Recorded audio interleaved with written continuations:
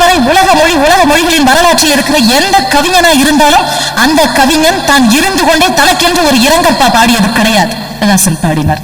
நான் செத்து போனா என்னை பத்தி எழுதுறதுக்கு இன்னொருத்தனுக்கு என்ன தகுதி இருக்கும்னு எனக்கு தெரியல, அதையும் நானே செய்து கொள்கிறேன் என்று சொன்ன அந்த மாமேதை போகம் என்று வரும்போது, சுட்டெரித்தால் இந்த மேனியும் சாம்பலாய் சுடுகாட்டு மண்ணில் உருளும் சுவையான பாடகன் போயினான் எனச் சொல்லி சொந்தமும் வீடு செல்லும் அன்னோடி மேனியை மண்ணோடு முன்னமே காலத்தை அனுபவிப்பேன் தட்டத்திலே மது கிண்ணம் எடுத்து வா தங்கமே பக்கம் நின்று தழுவாத மேனியை தழுவனி அப்போது சாராது மரண பயமே என்று சொன்னார்.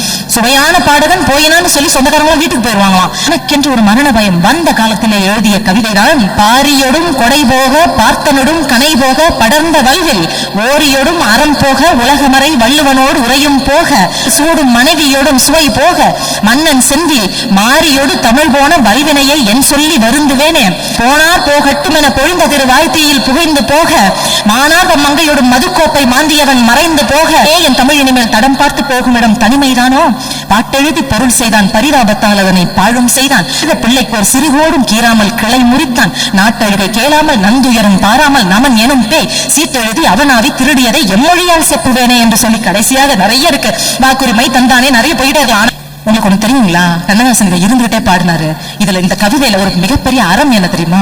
அந்த புத்தகம் யாருடைய கையில அந்த கண்ணதாசன் கவிதையை வாங்கி படிங்க. ஒவ்வொரு வரிகளை எண்ணி பார்க்கிறேன். வரிகளை எண்ணி பார்த்தால் மிகச்சரியாக 56 வரிகள். கண்ணதாசனும் 56 வயதில் தான் மரித்தார். எவ்வளவு பெரிய சத்தியம். நிலையிலும் எனக்கு மரணம் இல்லை.